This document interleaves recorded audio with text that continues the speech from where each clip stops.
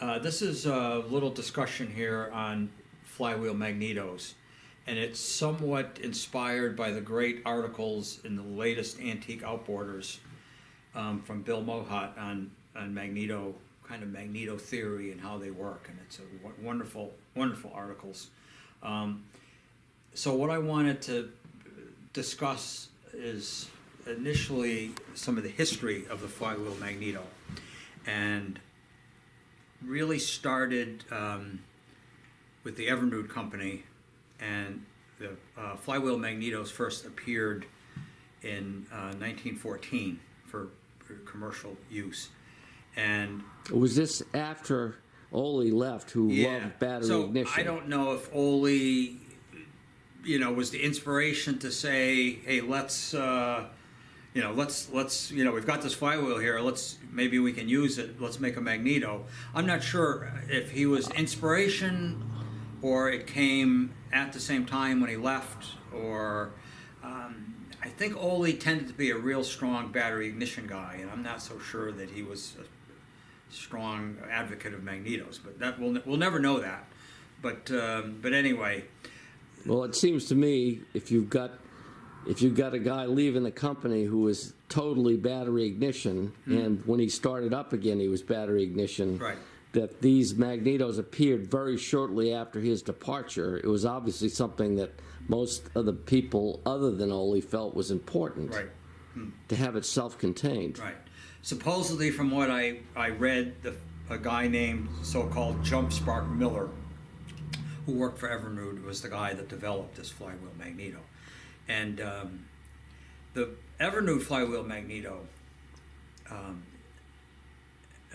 again, appeared in 1914, but very soon after, another company jumped into that market called Knobloch Heidemann, and I believe they were in South Bend, Indiana. And Knobloch Heidemann had already a history of regular horseshoe-type magnetos.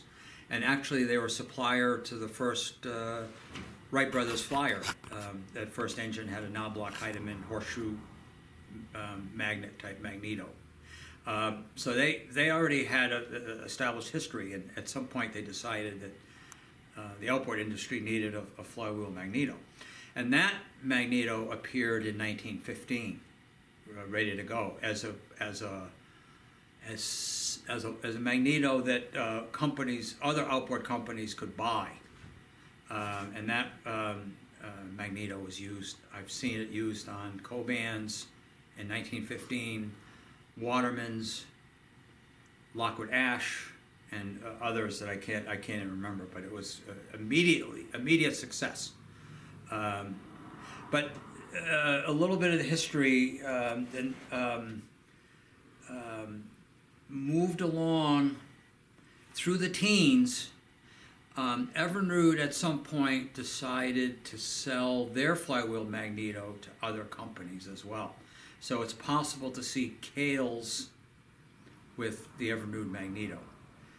It also, I've seen Kales with the Knobloch Heidemann magneto. And I think later on, in the later teens, the Johnson motor wheel also used the Knobloch Heidemann magneto. But at some point in that time, Warren Ripple bought that Knobloch Heidemann company and changed the name to Quick Action Magneto. And then the Johnson Motor Company, Outboard, formed as the demise of the motor wheel, and of course the rest is history. And it's a cut right now. So I would say that your description would sort of fit the fact that by 1926, Johnson was selling 2 outboards to all the others combined 1. Right. And I mean, I would say it was based not on huge engineering expertise, but the fact that the engine started because the magnetos worked. Right. It worked well. So it worked. Obviously, it was probably the best magneto on the market at the time. No, without question. Yeah. Without question, that became the quick action magneto was really, really a good. This is a typical example of the Evernude flywheel magneto. This is not the earliest version, but it's certainly a good example of a very successful magneto. And one of the things I'd like to point out, the fact that as far as a flywheel magneto, the flywheel is quite thin. And the Knobloch Heidemann magneto immediately jumped into the outboard industry with a much deeper flywheel. So what the Evernude people did, they constrained themselves. Unfortunately, they kind of constrained themselves to a package that was probably didn't make for the best coil, and this is an example of that Evernude coil that's same as what's in here, and because the flywheel is so thin, they were really constrained by how much space they had to put a coil in this. Oh, really? In this Okay, yeah, package. that makes sense. Yeah. So they couldn't put in a big enough coil. So they actually, for a single cylinder engine, they actually had to use 2 coils to get enough zip to spark the spark plug. The Knobloch Heidemann went right away. I think they designed the magneto really around the coil, and not the coil around the magneto. And then we can move over to some of the details. So the Evernude magneto had a very different magnet arrangement than the Knobloch Heidemann. The Evernude magneto, this is not the earliest one, but it's the same. The Evernude stayed with this same design from 1914 with these magnets arrangements right up till 1950 on a lot of their models. Speedy Twin especially kept this right to the end. And it's an interesting magnet arrangement. It's a north-south. One of these whole shoes is north, and one of these is a south. And for some reason, they thought that's what they really needed to have this length of magnetic engagement. Knobloch Heidemann did a whole different magnet completely. They, instead of the separate shoes like that, they just basically modified a horseshoe magnet, made it round, and did a north-south at the junction of the magnet of the open space. That allowed them to really have a much deeper. This actually is not a Knobloch Heidemann flywheel, but it's the same. A much bigger. The early ones, and this is from a Coban mag plate, allowed them to have a much bigger coil, and they could do the same job with 1 coil instead of 2.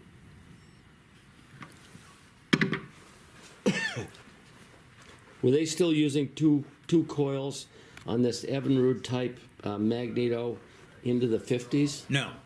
They soon, when the Model N Sport Twin came out in, I think, 23, they went to more of a system like this. So they still had the opposite shoes, like the early one. Okay. But they were able to evolve this design into a single coil. And the Evernude singles in the mid-20s went to this style. They moved away from this and went to this style of arrangement with 1 coil. It also worked out very well for the 2-cylinder motors. As you can see, this is a Speedy Twin, and it has a coil that will fire both cylinders simultaneously. I'd like to continue talking about a little bit of the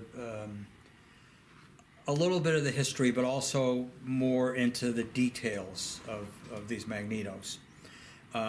And I'm going to talk a little bit about the magnet arrangement again. The Evernude stayed with this magnet arrangement for a very long time, until 1950 with the Speedy Twin for sure, and maybe others.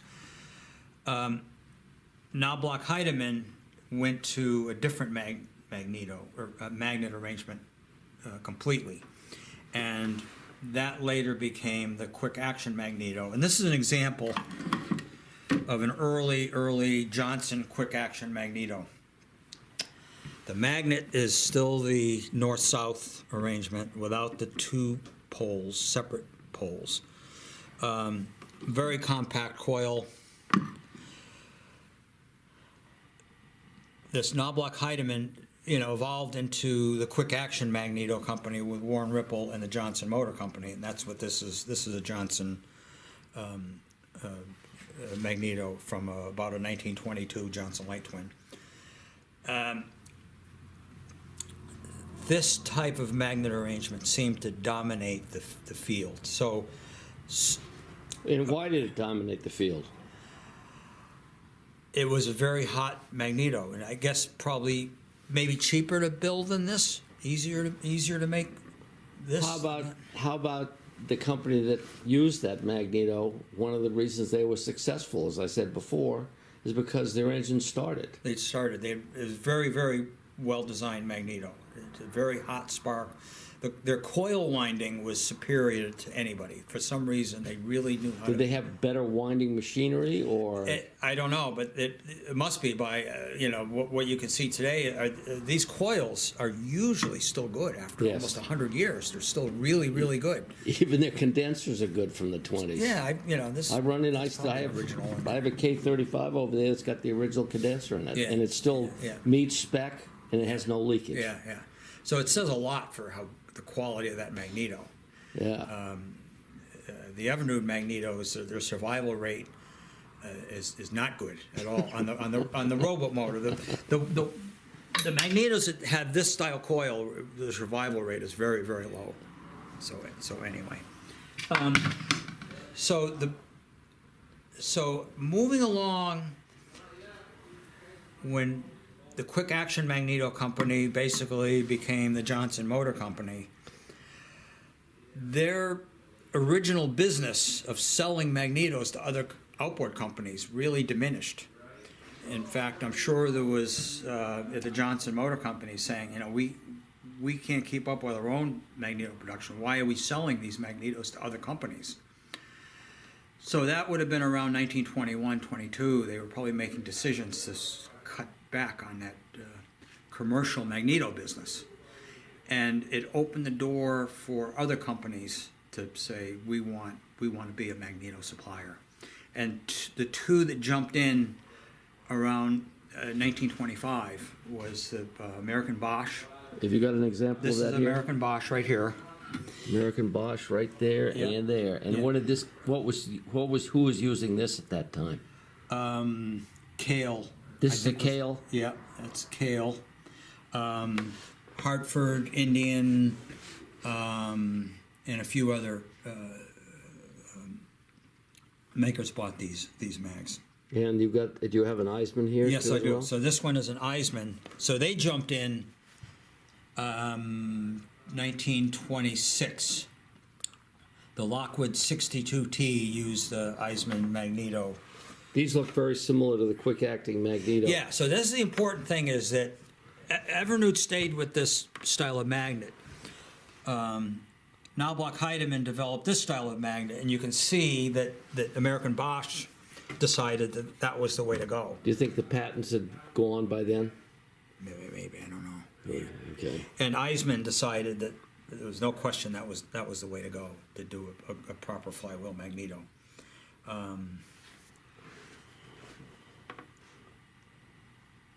Yeah. So also Eisman. This one here is a very early Eisman from about a 1925 Kale. So Kale started using Eismans, and then for some reason switched to American Bosch. They probably got a better deal. Or something, I have no idea. But one interesting thing about all this whole magneto business in the 1920s was with Ole Evernude and the Alto.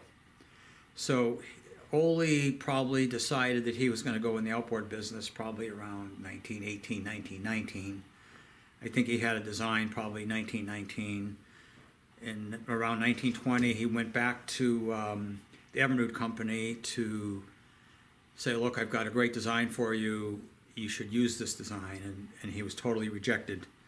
His non-complete clause was up at the time he went right, back that's to right. them. Yes. And I guess he went to Chris Meyer and got totally rejected.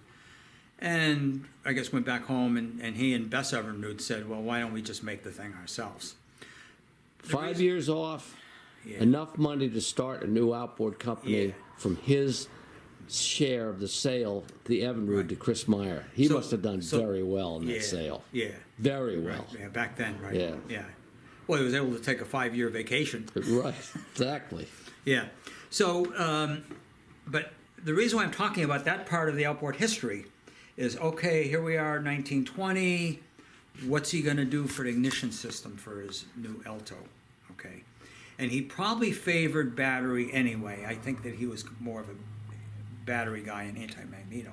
But the reality is, to any outboard maker in the early 20s going to the business, if you wanted a magneto, you either had to make it yourself, which for some reason nobody wanted to do, or buy a magneto. And that was getting about the time when the quick action magneto was not really available. It was, I think this happened again in the 50s with But- Mercury Marine, and Johnson Evinrude, and the newer stuff from World War II, when you had a Eisman was still in the business. Right. Phelon was in the ignition Yeah. business, and they swapped back and forth with Mercury and Bendix Scintilla. right. And It's interesting that same sort of deal. when there's a need, there's companies that are suppliers to that need, and certainly it looked like some of the manufacturers in the 50s did not want to make their own magneto. Right. I mean, Johnson was really still well established with their great magneto, their own, and Evinrude still had their own magneto, and but some of the other makers like Mercury, for some reason, Carl Kiekafer said, I don't want to go in the magneto business, right? Even though he had a good background in magnets. Yes, he did. Yes. But for some reason, he wanted to stay out of that, and he bought magnetos. Well, there was a lot of excitement in the industry too in the 50s. Yeah. After World War II, you had all those companies and all those people have been trained and Yeah. all geared up for the Sure. the aircraft industry. They were ready to go with good Yes. technology. Yeah. Right. Good techniques and good technology, yeah, sure. Okay.